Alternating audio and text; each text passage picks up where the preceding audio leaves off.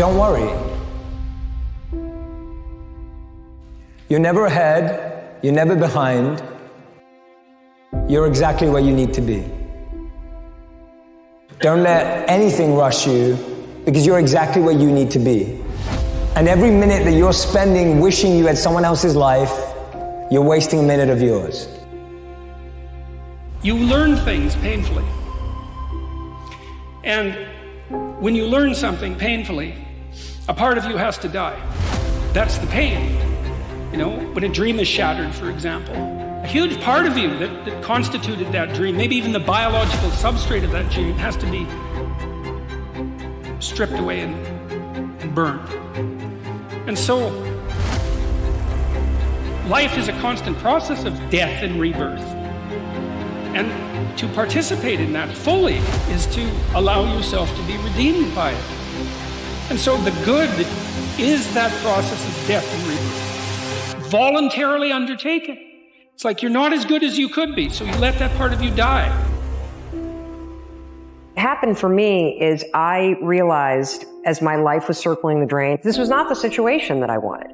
I didn't want my life to end in divorce. I didn't want to be in financial ruin. I didn't want to be depressed. I didn't want to be anxious. And here's the truly screwed up thing. I knew what to do to fix it. See, this is the trap that most of us are in. But progress towards a worthy goal, a worthy vision in your life, is the pathway to success. So why don't most people make it? Why don't most people? They go their whole life, they never really live, they react. Because they live in the physical world. They don't control their thoughts. I want you to remember this. Thoughts are the currency with which you purchase your dreams. Thoughts are the currency with which you purchase your dreams and your vision. If you can begin to change the way you think, literally, you can begin to change your life. But most people only operate in the physical world. Discipline equals freedom in all aspects of your life. From a fitness perspective, you gotta have the discipline to get up early in the morning. You gotta have the discipline to work out, the discipline to eat the right foods. And if you have those kind of disciplines, they're not easy. But if you make the right choice over time, it's gonna give you freedom. Life is a journey. Never think that any frame of your life is independent from other frames. Because that's where we can really overwhelm us. So when you're in a certain situation, you suddenly feel that this is it. This is now a real setback. If you don't recognize that it's a journey and this moon will continue to travel, and the setback is not going to remain this way, then there's strength and confidence to move forward. But if you convince yourself that my moment, remember the emotional reaction of demoralization takes over, then besides the actual setback, the actual diminishment, you've now turned it into a liability. But I will tell you this, it isn't one thing. And it isn't 10 things, and it isn't 100 things.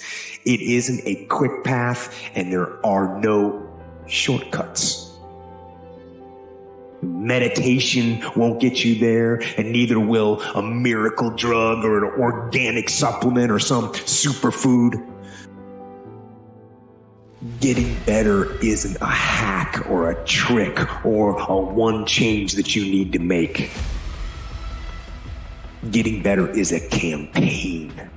It's a campaign. It's a daily, a weekly, it's an hourly fight. It's waking up early and going to bed late and grinding out every second in between.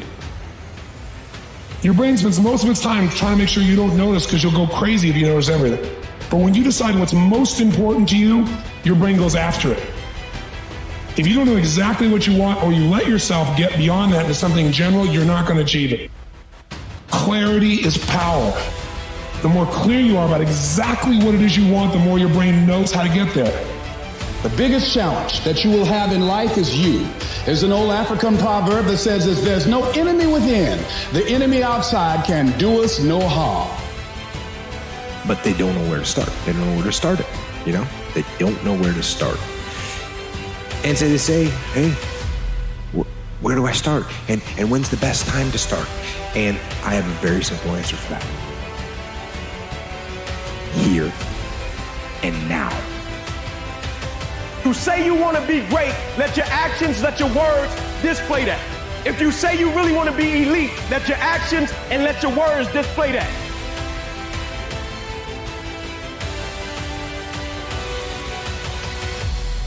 Right? You can't be a common man and do uncommon things. That's uncommon. That's an uncommon mentality. That's an uncommon spirit. That's an uncommon disposition. Don't ask me if I'm all right. No, we not. Every single day, do you dominate in what you do? You got to come out your comfort zone because your comfort zone is the deadliest place you will ever be. You should never feel comfortable. You should be happy and dissatisfied. The masters make the hardest things in the world look easiest, and in the moments where you push yourself, when no one else is around, those moments have a tendency to lead to success. As we begin to look at what we want, as we begin to look toward the future, what's going to be crucial for you is every time you find yourself saying that you can't do something, you've got to affirm to yourself, hey, no, I can make it. This can happen for me. You've got powers within you, talents within you that you haven't even reached for yet. Now, whatever goal you have, here's what we know. You're going to have some opposition. You're going to have some difficulties. You're going to have some challenges. Long journey, long dark night. But when you hold on to your dream, don't let anybody kill it in you. Just hold on to that dream. When it doesn't make sense to anybody, including you sometimes, just hold on. Once you give yourself an opportunity to try and to stretch, you'll find out you can do more than you can ever begin to imagine.